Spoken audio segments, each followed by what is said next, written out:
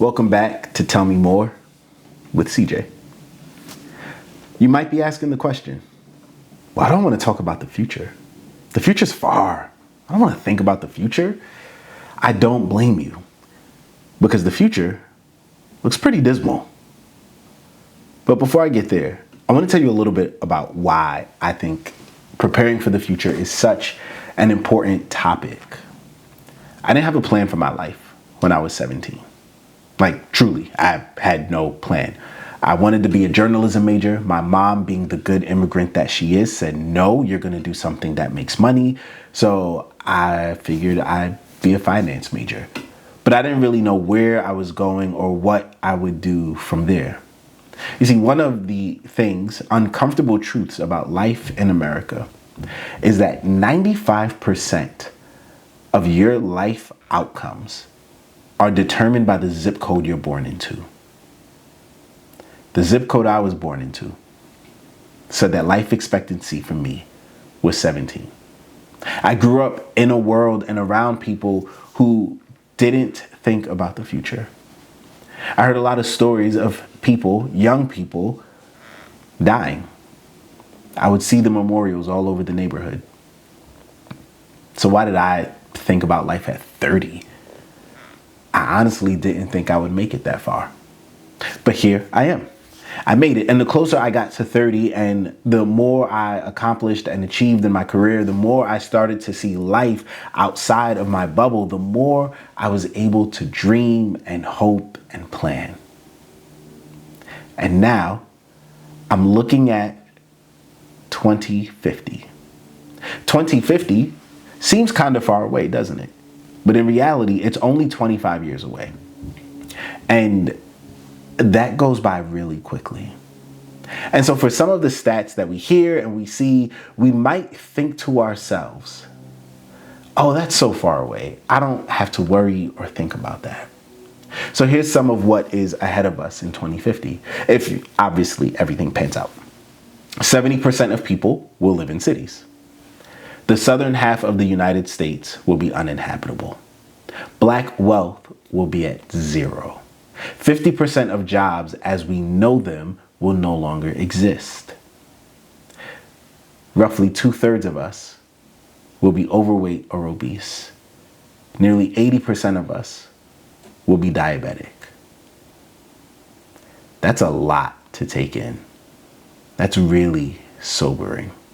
And again, we think to ourselves, 2050 is 25 years away. How much can really change? I'm a Brooklyn boy. Northeast pretty much my whole life. Had a small stint in the South and then one in the Pacific Northwest. But I've pretty much been a New Yorker through and through the whole way. And I always think back to the blizzard of 96. I remember we lived in this apartment in Crown Heights, actually across the street from my grandmother's house. And I remember there being 3 feet of snow. It was up to the front door. We could barely get out. And all things aside, all we got was a 2-hour delay from school for that. Kids today, if it's too cold, they're cool. They just get school off. But us, we got a 2-hour delay. But I always think about that blizzard as a key moment in my childhood. I cannot tell you the last time it snowed like that for real here. Winters have been mild in New York for probably the last 15 years. I really can't think of a bad one, like a truly bad winter. There was one Christmas a couple of years ago where it was like 73 degrees. So I say all that to say, if that is how much things can change over the course of 30 years, then we look at 25 from now and we should take whatever is in front of us seriously. I got my first cell phone when I entered high school in 2001. It was a little Sony Ericsson flip phone that I couldn't do much on. Look at the phones that we have in our pockets now. We all walk around with supercomputers on us in all times and all spaces. If you had told me in 2001 that this was the future of phones, I wouldn't have believed you. So this is what's ahead of us. This is what the stats say, that if the trends continue the way that they're going, this is where we can be. And I'm pretty sure that no one wants to wake up broke, sick, and unemployed. But this doesn't have to be your fate. The question I'm essentially asking here is, are you willing to do today to ensure the life that you want tomorrow? My guess is yes. Because the reason you're watching this video is because you're probably a curious person. You are probably the type of person who saw the thumbnail and saw the title and said, why do you want to prepare for the future? What can I do to prepare for the future? And so that's why I'm here, to help you work through these issues and these questions. You know, I think that we're sitting in this moment at a really pivotal time in history. Things can go a myriad of ways, and we have choices. When I was 17, I didn't know what the options were in front of me.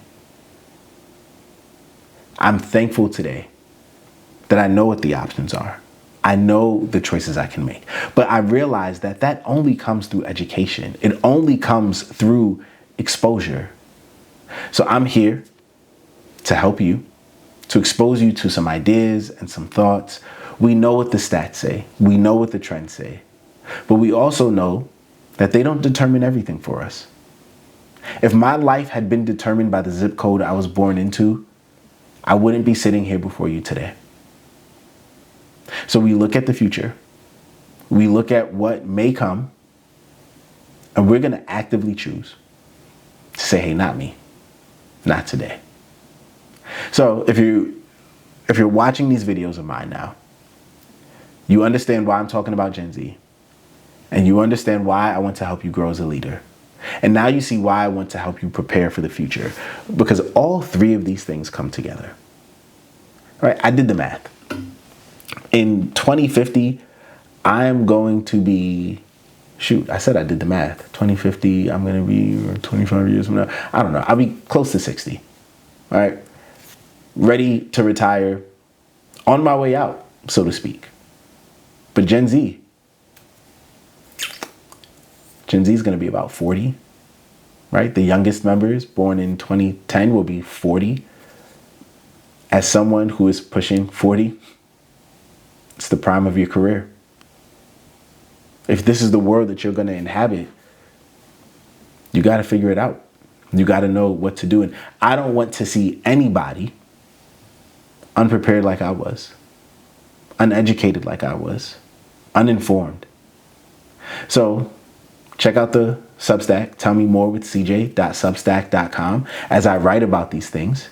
Stay tuned to the YouTube channel as I talk about these things, and then listen to the podcast, Tell Me More with CJ, as I speak to different leaders, thought leaders in these spaces. And what I love about this particular subject, preparing for the future, is it's broad. I'm going to talk to fitness experts, business leaders. I'm going to talk to coaches. I'm talking to all people from all walks of life, hopefully some politicians and some scientists as well, to help us figure out how can we be prepared for what lies ahead of us, and maybe just be slightly ahead of the curve and defeat some of the outcomes that have been placed before us. So check me out. Follow me on Instagram. Follow me on Substack. Subscribe to the YouTube page. Do all the things. Leave a comment for the algorithm. And tell a friend to tell a friend as I ask you to tell me more. See you soon. Hey, tell me more.